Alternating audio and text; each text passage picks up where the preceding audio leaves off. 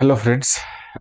जैसे कि आपको पता है कि IC30 एग्जाम खत्म करने के बाद आप लोगों ने ये स्टार्ट किया कि चलो अब मुझे अब ट्रेनिंग स्टार्ट करना है ताकि ट्रेनिंग किया जा सके LIC के बारे में, प्रोडक्ट जाने, स्टेटस जाने, कैसे करना है आपको।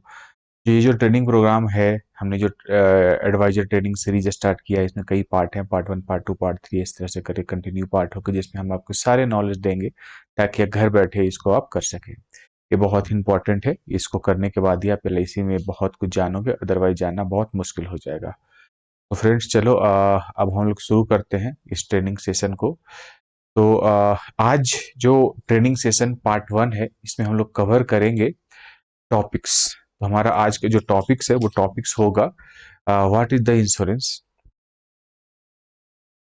Power of LIC agency, benefit of insurance agency, information about LIC, human life value.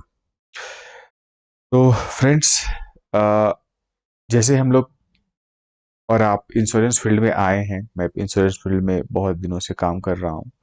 तो कई ऐसी चीज हैं कि मुझे जानना पड़ता है, कस्टमर के सामने रिप्लाई करना पड़ता है। तो सबसे पहले बेसिक चीज क्या है कि इंश्योरेंस क्या है ना। तो insurance is a contract between insurance policy holder and a insurer, मतलब LIC या फिर जो भी इंश्योरेंस कंपनी है।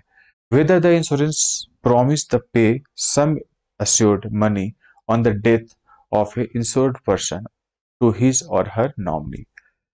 अगर अदर वर्ड में बोलें तो इसमें क्या होता है कि अगर कोई पॉलिसी होल्डर LIC से पॉलिसी लेता है और मैच्योरिटी से पहले या फिर रिटायरमेंट से पहले या टर्म खत्म होने से पहले अगर कस्टमर का डेथ हो जाता है, तो LIC नॉमिनी यानी उस पॉलिसी होल्डर में जो नॉमिनी है या जो फैमिली मेंबर में जो है, उससे LIC पेमेंट करेगी एक सम अश्योर्ड, या फिर बोल सकते हैं डेथ बेनिफिट।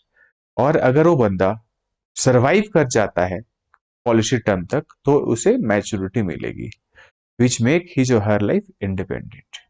ठीक है। Power of agency.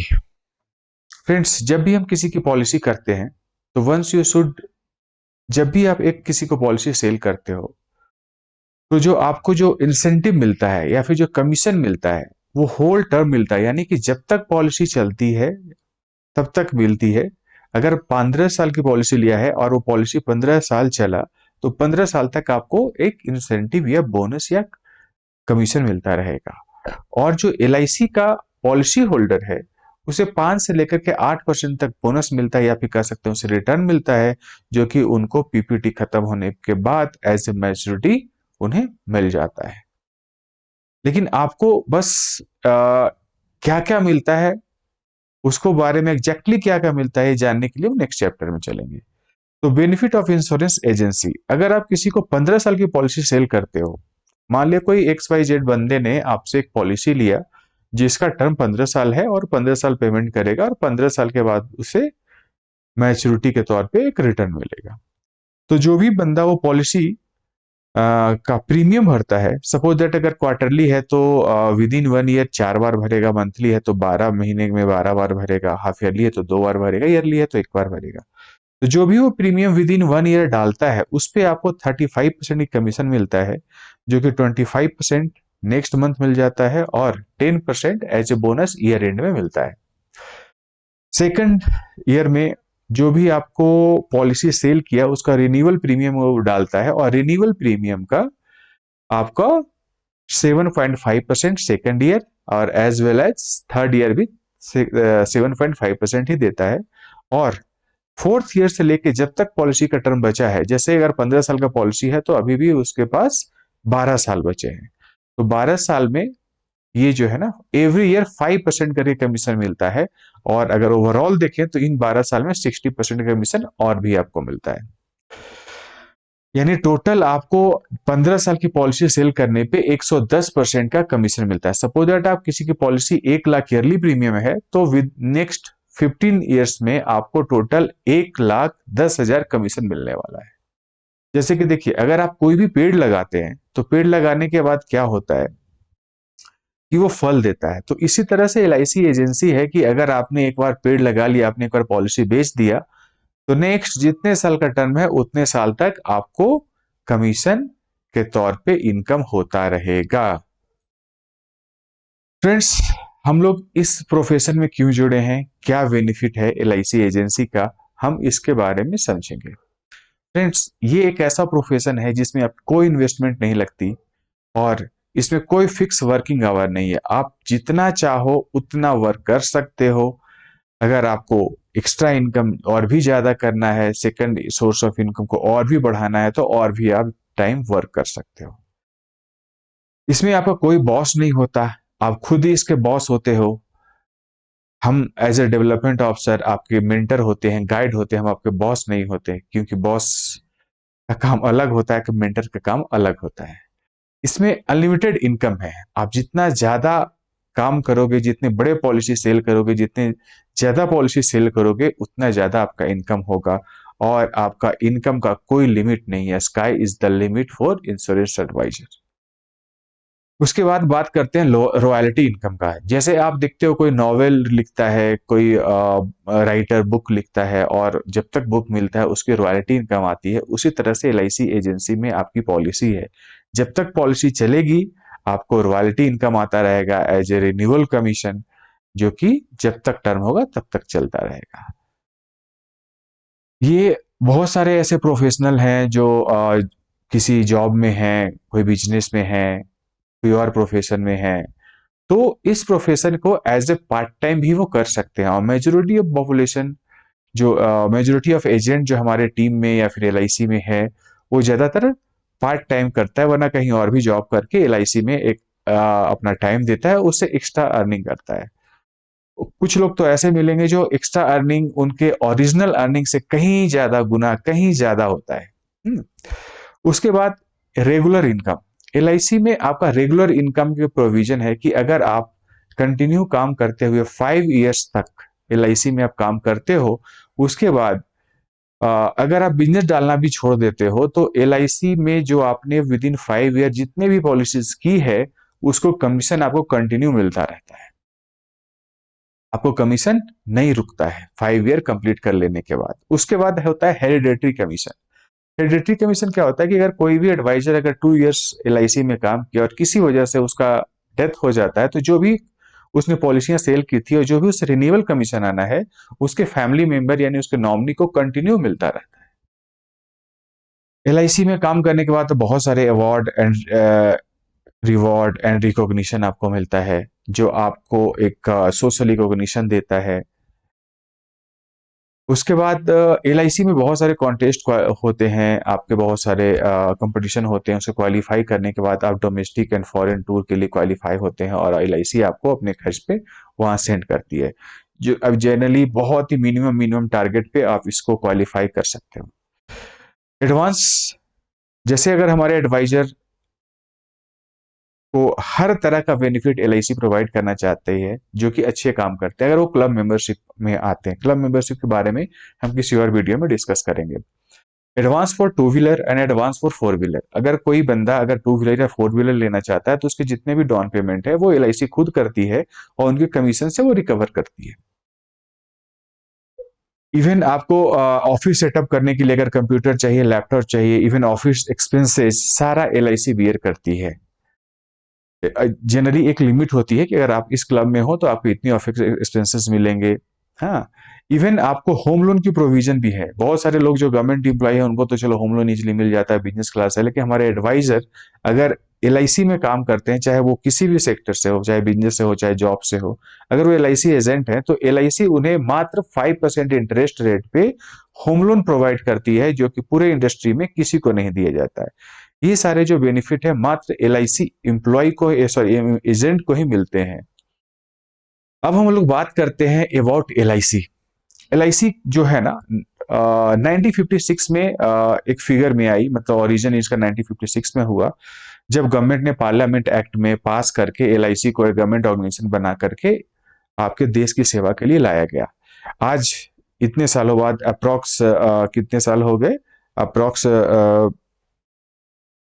57 ईयर्स होने के बाद एलआईसी आज वर्ल्ड की नंबर 1 इंश्योरेंस कंपनी है।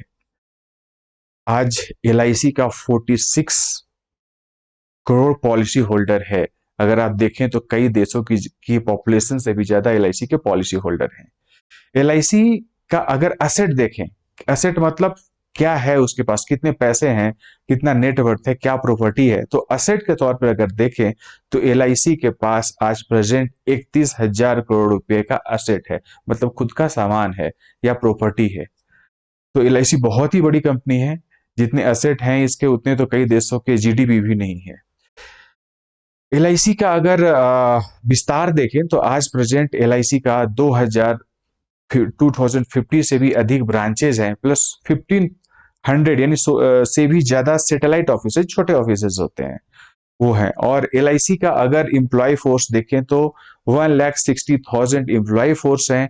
और अगर एजेंसी फोर्स देखें जो एलआईसी के लिए काम करते हैं, जो एजेंसी में काम करके अपना क्या बोलते हैं, अपना इनकम बढ़ाते हैं, अपना रोजगार बनाते हैं, एलआईसी को अपना कैरियर मानते हैं, वैसे 13 लाख एजेंट हैं जो एलआईसी में प्रेजेंटली एक्टिव हैं, जो काम कर रहे हैं। और एलआईसी की सबसे बड़ी एक खूबी क्या है कि एलआईसी की पॉलिसी जो आप सेल करते हैं जो है, उसमें गवर्नमेंट ऑफ इंडिया की सोवरेज गारंटी है। सोवरेज गारंटी का मतलब अगर किसी वजह से एलआईसी करप्ट हो जाती है, डूब जाती है, तो जितने भी आपके पैसे इन्वेस्ट हैं, जितने भी आपके बोनस डिक्लेयर हुए हैं, सारी की जिम्मेदारी गवर्नमेंट ऑफ इंडिया लेती है और वो पे करती है। ये जो सोवरेज गारंटी है वो एलआईसी को दूसरे प्राइवेट कंपनियों से अलग बनाती है। कुछ और जानते हैं एलआईसी के बारे में, जैसे मार्केट शेयर। अगर टोटल इंडिया में 100 लोग पॉलिसी करते हैं तो उसमें से 78% लोग का पॉलिसी एलआईसी के पास है। यानी सिंपली कह सकते हैं कि जो एलआईसी का मार्केट शेयर है आज प्रेजेंट में वो 78% है, जो कि एक हाईएस्ट है हमारे इंडस्ट्री का। जैसे देखिए बहुत सारे प्राइवेट कंपनियां हैं, उनके अब जैसे टोटल इंडिया में 24 इंश्योरेंस कंपनियों में से 23 प्राइवेट हैं। 23 कंपनियों मिल करके हमारा 22% मार्केट शेयर है, जिसमें उसकी policy holder rest 98% policy holder LIC की है। सबसे चौंकाने वाली बात है कि इतने बड़े ऑर्गेनाइजेशन और इतने अच्छे क्लेम रेशियोज जो कि आपके सामने है, एलआईसी एवरी सेकंड 2.21 क्लेम करती है, यानी 2 से ज्यादा क्लेम हर सेकंड करती है। जैसे ही घड़ी की सुई कटक से 1 सेकंड आगे बढ़ती है, एलआईसी का 2 लोगों का क्लेम सेटल हो जाता है, चाहे वो मैच्योरिटी हो, सर्वाइवल बेनिफिट हो या डेथ बेनिफिट हो। क्लेम रेशियो के हिसाब से अगर देखें तो मैच्योरिटी में 99.78% लोगों को मैच्योरिटी मिलती है, मिल रेशियो है हमारा। और अगर डेथ क्लेम रेशियो देखें तो 99.51% हमारा क्लेम रेशियो है, जो कि वर्ल्ड में नंबर 1 है और ये बनाती है एलआईसी को नंबर 1। अगर आप प्राइवेट कंपनियों की क्लेम रेशियो देखें तो बहुत ही ज्यादा कम है। उसके बाद देखें एलआईसी पेड अप। एलआईसी ने अब, जैसे मैंने एक फिगर लिया कि चलो दिखाता हूं कि जो क्लेम अमाउंट है वो कितना होता है, क्योंकि ये बहुत ही बड़ी अमाउंट है। जैसे कि फाइनेंशियल ईयर 22-23 में एलआईसी ने 9,000 करोड़ रुपया लोगों को क्लेम दिया, यानी उनके या तो पैसे थे या तो उनको डेथ हुए, इसमें से लोगों को 90,000 करोड़ रुपीज उनको एज ए मैच्योरिटी या फिर डेथ क्लेम में लोगों को दिया है। एलआईसी का इन्वेस्टमेंट अगर देखें तो एलआईसी अपना इन्वेस्टमेंट कई जगह करता है, चाहे वो शेयर मार्केट में, इक्विटी में भी करती है, कॉर्पोरेट बॉन्ड में भी करती है। लेकिन सबसे बड़ा चीज है कि एलआईसी नेशन बिल्डिंग में भी अपना इन्वेस्टमेंट करती है। आपका जो पैसा है वो नेशन बिल्डिंग की ओर भी जाता है। अगर हम देखें तो एलआईसी का इन्वेस्टमेंट नेशन बिल्डिंग में 8 लाख करोड़ रुपया है, जो कि आप अज्यूम कर सकते हैं कितनी बड़ी अमाउंट है। दूसरा देखें कि जैसे देखो फ्रेंड्स, हम लोगों ने एलआईसी के बारे में जाना, हमारा बेनिफिट क्या है वो जाना, लेकिन अब हमारा मेन मकसद आता है इस ट्रेनिंग का, जो है हमारा कि पॉलिसी कैसे सेल करें। पॉलिसी सेल करने के लिए हम लोगों को convincing skill, presenting skill, closing skill, ये सब आनी चाहिए। तो हम लोग आगे के वीडियो में सीखेंगे। लेकिन जब भी हम किसी के पास एलआईसी पॉलिसी के बारे में जानने के लिए जाए या बताने के लिए जाए कि कैसे सेल करेंगे, तो इसे ये कभी मत बोलिए कि भाई एक एलआईसी पॉलिसी ले लो, है ना, मैंने अभी एलआईसी में ज्वाइन किया है तो मेरे से एक एलआईसी पॉलिसी ले लो। कभी नहीं। जब भी हम कस्टमर के पास जाएं, उनको नीड बेस्ड इंश्योरेंस की बातें करें। जैसे कि सर आपने क्या फ्यूचर के लिए सेविंग करना स्टार्ट किया? सर आप तो इतना रिस्की काम करते हैं, क्या आपका कोई रिस्क कवरेज है? अगर आपको कुछ हो जाए तो फैमिली को क्या होगा? सर आपको क्या पता है कि आप जो पैसा रख रहे हो आपको उस हिसाब से ग्रो नहीं करता है जिस हिसाब से इन्फ्लेशन ग्रो करता है। अगर आप पैसा अपने घर में रखोगे तो आपका पैसा जो है वो डिक्रीज होगा। तो अगर इन्फ्लेशन को बीट करना है तो आप एलआईसी में हमारे साथ पैसा इन्वेस्ट कीजिए। सर क्या पता है कि आपको आज का इंटरेस्ट रेट क्या है? उस इंटरेस्ट रेट से बढ़िया इंटरेस्ट रेट, एक अच्छा इंटरेस्ट रेट, आपका एक अच्छा रिटर्न हम लोग देने वाले हैं अगर आप हमारे साथ इन्वेस्टमेंट करते हो तो। उसी तरह से इंडिपेंडेंट लाइफ की बात करेंगे, टैक्स सेविंग की बात करेंगे। जैसे अगर कोई बंदा म्यूचुअल फंड में इन्वेस्ट करता है तो उसे टैक्स देना पड़ता है, एफडी में इन्वेस्ट करता है, आरडी में इन्वेस्ट करता है या फिर कहीं भी इन्वेस्ट करता है शेयर मार्केट में, तो भी उसे एक टैक्स देना पड़ता है। पर जो भी पॉलिसी हमारे एलआईसी में पॉलिसीज में जो इन्वेस्टमेंट आता है उसमें कोई टैक्स नहीं देना पड़ता है, जो कि एक हमारा यूएसपी है, सेलिंग्स यूएसपी है। ठीक है, उसी तरह से अगर कहीं भी आप इन्वेस्ट करते हो तो आपको एक टैक्स देना पड़ता है रिटर्न पे। अगर मान लीजिए कोई बंदा शेयर मार्केट में इन्वेस्ट करता है और अगर वो विड्रॉ करता है तो अगर मिनिमम उसको 10% आपके गेन पे जितना प्रॉफिट है उस पर एनी हाउ आपको गवर्नमेंट को टैक्स देना है। 10 से लेकर 30% तक वो स्लैब होता है। लेकिन एलआईसी में जो आप इन्वेस्ट करते हो वो 100% आपका टैक्स फ्री होता है। उसी तरह से जब हम लोगों से बात करें तो एक्सीडेंटल रिस्क कवरेज की और परमानेंट डिसेबिलिटी की ओर बात करेंगे। हाँ, लोगों को रिटायरमेंट एंड पेंशन की बात करेंगे। सर अगर आप रिटायर होंगे तो आपको रिटायरमेंट में क्या मिलेगा उसके बारे में हम आगे डिस्कस करेंगे। उसी के बाद अगर हम लोग उसको बोले कि सर आपके अपनी बीवी के लिए, उसके सेफ्टी के लिए, उनके फ्यूचर के लिए आप हमारे साथ इन्वेस्ट कीजिए ताकि उनको फ्यूचर में एक अच्छा सपोर्ट मिल सके, है ना, इफ अगर आपको कुछ हो जाता है तो। उसी तरह से हम लोग सिक्योर फ्यूचर गोल की बात करें, कोई बंदा अपने बच्चे के एजुकेशन के लिए गोल सेट करता है तो उसको बच्चे के एजुकेशन के टाइम में पैसा मिले, इस तरह से बातें करेंगे। उसके बाद to cover the emergency expense, suppose that किसी ने लोन लेकर रखा है, होम लोन लेकर रखा है जिसकी ईएमआई 20,000 25,000 रुपया जाती है। अगर समथिंग हैपन टू हिम तो बैंक वाले क्या करें, उसके घर को, अपने तो गिरवी है, बैंक घर को ले लेंगे। तो उसके अगेंस्ट में अगर उस बंदे की अच्छे से इंश्योरेंस पॉलिसीज है तो इंश्योरेंस पॉलिसीज कितना पैसा देगा ताकि वो सारा ईएमआई एक साथ चुका करके घर उनकी बीवी के नाम पे या उनके नॉमिनी के नाम पे हो जाए। उसी तरह से हम लोग जैसे ही पॉलिसी करते हैं तो हम लोग एक पीस ऑफ माइंड हम लोग फील करते हैं। पीस ऑफ माइंड के बारे में अगर हम थोड़ा सा डिस्कस करें तो ऐसा होता है कि हम लोगों की जितने भी इनकम है और जितने भी एक्सपेंसेस है, एक्सपेंसेस को हम लोग इनकम से ही माइनस करके जो बनता है उसको सेविंग कहते हैं। ठीक है, लेकिन अगर सोच लीजिए कि आपका इनकम ही खत्म हो जाए तो एक्सपेंस कहाँ से आपका आएगा? तो एक्सपेंस कहाँ से करेंगे? तो अगर बड़ी सी एक एलआईसी की पॉलिसी होती है जिसमें आपकी जितने भी इनकम है, जितने भी एक्सपेंसेस हैं, सारे एक्सपेंसेस अगर आपके ना रहने पे कोई फुलफिल करता है तो उससे बढ़िया पीस ऑफ माइंड क्या हो सकता है ना। नेक्स्ट एक चीज पे हम लोग डिस्कस करेंगे, एक लास्ट चैप्टर था हमारा ह्यूमन लाइफ वैल्यू, पर ह्यूमन लाइफ वैल्यू से करने से पहले मैं एक जो कि आपको लोगों को पॉलिसी को प्रेजेंट करने में भी काम आएगा और रियली में आप समझेंगे कि इंश्योरेंस क्यों जरूरी है, रिटायरमेंट का एक फंड क्यों जरूरी है, पेंशन क्यों जरूरी है। जब भी इस बात को डिस्कस करें, इस तरह से किसी को प्रेजेंट करने की कोशिश करें कि नहीं चलो इस तरह से हम लोगों को प्रेजेंट करते हैं एक फिगर करके, जो मैं तरीका बता रहा हूं, तो कस्टमर के सामने एक वर्ड लिखिए 16425 और उसको बोलिए guess what is this. Customer बोलेगा it's may be a number, it's a be policy number और may be a table term, LIC की अगर ओर से जाएंगे तो बोल सकता है। तो वो बोले yes it's a number, but क्या नंबर है आपको पता है ये? चलिए मैं इसके बारे में डिस्क्राइब करता हूँ। बोले कि सर आपकी एज आज शायद 40 है, 35 है, 55 जो भी हो, आपको पता है कि गवर्नमेंट ये सोचती है या फिर हम लोग सोसाइटी में ये सोचते हैं कि जब आप 60 के हो जाते हैं तो उस वक्त आपको रेस्ट की जरूरत है और उसके बाद आप काम नहीं कर सकते हैं, या काम कर भी सकते हैं उतना नहीं कर सकते हैं जिसके आपके सारे एक्सपेंसेस पूरा हो। मेजोरिटी पॉपुलेशन आफ्टर रिटायरमेंट काम नहीं करते हैं और आज जो गवर्नमेंट का सिनेरियो है, आज जो स्थिति है गवर्नमेंट का, उसमें जितने भी एम्प्लॉय हैं उनको किसी को भी पेंशन नहीं मिलता, उनको कोई भी रिटायरमेंट फंड नहीं मिलता नए एम्प्लॉयों को। तो क्या आपका पेंशन है? अगर है तो किस तरह का पेंशन है, आप बात कर सकते हैं। फिर आप बताइए कि सर आपको क्या पता है कि एक आदमी एक दिन में 3 टाइम्स खाना खाता है, हाँ, और साल में 365 दिन अगर देखें तो 365 डेज इंटू 3 टाइम्स वो खाना खाता है। और अगर आफ्टर रिटायरमेंट, जो कि इंडिया का लाइफ एक्सपेक्टेंसी मतलब लाइफ स्पैन है कि आप 75 to 80 ईयर्स जीते हैं, तो अगर आफ्टर 60 जब रिटायरमेंट के बाद आप नेक्स्ट 15 साल जिएंगे, तो 15 साल में कितना खर्च होगा आपका? तो अगर देखें तो एक दिन में 3 टाइम खाते हैं, साल में 365 से मल्टीप्लाई करेंगे और 15 से मल्टीप्लाई करेंगे 15 ईयर्स के लिए, ताकि आपका 75 ईयर्स तक 60 to 75 या नेक्स्ट 15 ईयर्स में आप कितना खाना खाते हैं। अगर हम देखें तो आप 16,425 बार खाना खाओगे नेक्स्ट 15 साल में आफ्टर 60।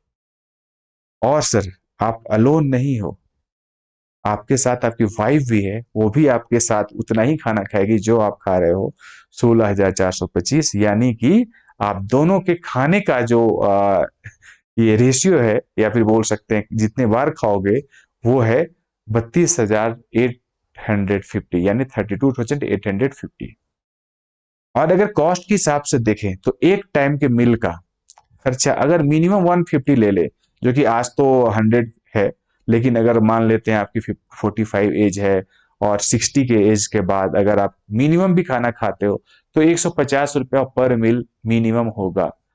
तो अगर उस हिसाब से देखें तो बस आपको only for food you need 49,27,500 to survive of next 15 years after your retirement to you and your wife।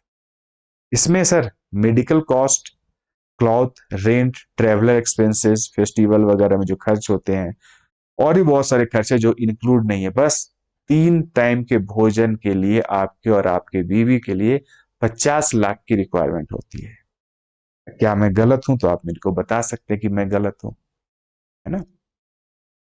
Sir, अगर आप इस एक्सपेंसेस को पूरा करना चाहते हैं, या फिर ये जो फिक्स एक्सपेंसेस जो कि होना ही होना है, आप मुंह बंद करके जिंदा नहीं रह सकते हो, बिना खाए हुए जिंदा नहीं रह सकते हो, तो इसके लिए आप हमारे जो इन्वेस्टमेंट प्रोडक्ट है उसमें इन्वेस्ट कर सकते हैं, जो कि आपको मात्र जो आज का एक टाइम का खाना 150 रुपीज है, वो आपको आज से सेविंग करना है। और आफ्टर रिटायरमेंट आपको हम 50 लाख रुपीज का प्रोविजन करेंगे, या फिर कह सकते हो कि महीने की जो आपके खर्च है 3 टाइम्स इंटू 30 इंटू 150 रुपीज, जो अप्रोक्स 26,000 के आसपास आती है, और अब हस्बैंड और वाइफ के दोनों के मिला करके, तो वो सारा खर्च हम लोग एक टाइम का भोजन आज रखेंगे, तो आपका पूरा किया जा सकता है। फ्रेंड्स, इस तरह से अगर हम लोग कस्टमर को कन्विंस करेंगे, इसको और भी अच्छी तरीके से बताया जा सकता है। अगर कन्विंस करें तो हमारा पॉलिसी क्लोज जरूर होगा। फ्रेंड्स, दूसरा पॉइंट पे आते हैं, human life value. Human life value क्या होता है कि जैसे हर गाड़ी का एक रेट होता है, घर का एक रेट होता है। रेट कैसे होता है? उसका मॉनेटरी पे, मतलब कि कह सकते हैं कि अगर उसको सेल करेंगे तो कितना पैसा मिलेगा। लेकिन इंसान को तो सेल नहीं किया जा सकता, तो ह्यूमन लाइफ वैल्यू कैसे निकालेंगे? तो होता है ये है कि एक ह्यूमन अगर अपने टाइम में 10 लाख रुपया कमा रहा है, तो नेक्स्ट 60 ईयर्स तक अगर उसको देखते हैं कि वो जिंदा रहता, 60 ईयर्स तक कमाता, तो वो हमें कितना पैसा देता। और अगर जो वो पैसा देता, अगर उसे कुछ हो जाता है, तो उसके द्वारा जो अर्न किया जाता, या फिर उसके द्वारा जो इनकम किया जाता, जो फैमिली में आता, फैमिली के खर्च चलते, फैमिली का लाइफ स्टाइल सेम रहता, तो वो कितना अमाउंट हो, ताकि हमारे फैमिली हमारे जाने के बाद उस हमारे जो इनकम का जो एब्सेंस होगा, हम लोग नहीं कर पाएंगे, फैमिली को नहीं दे पाएंगे क्योंकि हम इस दुनिया में नहीं रहेंगे, तो कितना हो ताकि फैमिली का स्टेटस बना रहे। तो एक एज के हिसाब से हम लोग समझते हैं कि अगर किसी का एज 18 से 35 साल है, तो जितना भी उसका इनकम है उसका 25 टाइम्स ऑफ एनुअल इनकम उसको इंश्योरेंस पॉलिसी होनी चाहिए। यानी कि उसे के ना रहने पे उतने पैसे इंश्योरेंस कंपनी दे, ताकि उसके फैमिली की सारे खर्च हो पूरे किए जा सके उसके एब्सेंस में भी। अगर इसी तरह से अगर कोई 35 से 40 है, तो 22 टाइम्स ऑफ एनुअल इनकम उनका एनुअल इनकम का इंश्योरेंस उनका होना चाहिए। 40 to 45 है तो 18 गुना उनके एनुअल इनकम का उनका इंश्योरेंस होना चाहिए। 45 to 50 हो तो 15 से लेकर के 15 टाइम्स, और 50 ईयर्स एंड एबव है तो मिनिमम 10 टाइम्स उसका एनुअल इनकम का मल्टीप्लाई करके उसका ये इंश्योरेंस होना चाहिए। तो फ्रेंड्स, ह्यूमन लाइफ वैल्यू को अप्रोच करके भी हम लोग कई तरीके से पॉलिसी सेल करते हैं। हम लोग कभी जब डिटेल में ह्यूमन लाइफ वैल्यू के बारे में जानेंगे तो उस कैसे ह्यूमन लाइफ वैल्यू को प्रेजेंट करके, जैसे मैंने अभी 3 टाइम्स को भोजन को सोर्स करके बताया कि कैसे आप कस्टमर को बताओगे, उसी तरह से ह्यूमन लाइफ वैल्यू से भी किया जा सकता है। फ्रेंड्स, ये तो हमारा चैप्टर 1 था, या बोल सकते हैं पार्ट 1 था। हम लोग पार्ट 2 बहुत जल्द ही लाएंगे, और पार्ट 2 लाने के बाद वहाँ भी कई चीज सीखेंगे, उसके बाद भी कई चीज सीखेंगे, ताकि हमारा जो एक बेसिक है इंश्योरेंस के बारे में वो कवर हो सके। Thank you.